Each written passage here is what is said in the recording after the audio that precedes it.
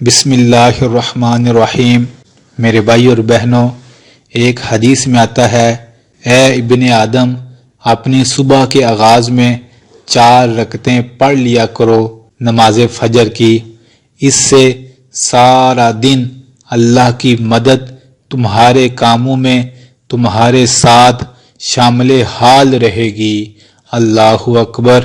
میرے بھائی اور بہنوں، 4 رکعت فجر کی نماز پڑھنے پر سارا دن کائنات کی سب سے طاقتور ہستی اللہ کی مدد آپ کے ہر کام میں ہوگی۔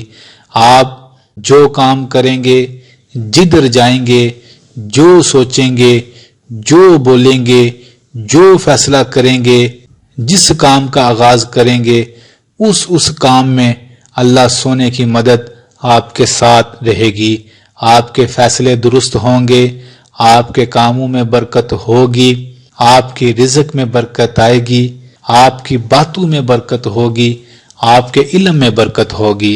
لہذا یہ 4 رکعتیں بڑی قیمتی ہیں، صرف 5 منٹ لگیں گے، انہیں پڑھ لیجئے گا۔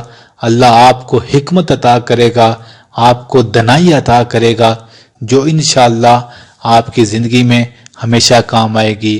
اور دوسری بات، نہ جانے یہ آج کی فجر کی اذان پتہ نہیں زندگی کی آخری اذان ہو، اسے ضائع نہ کیا کریں۔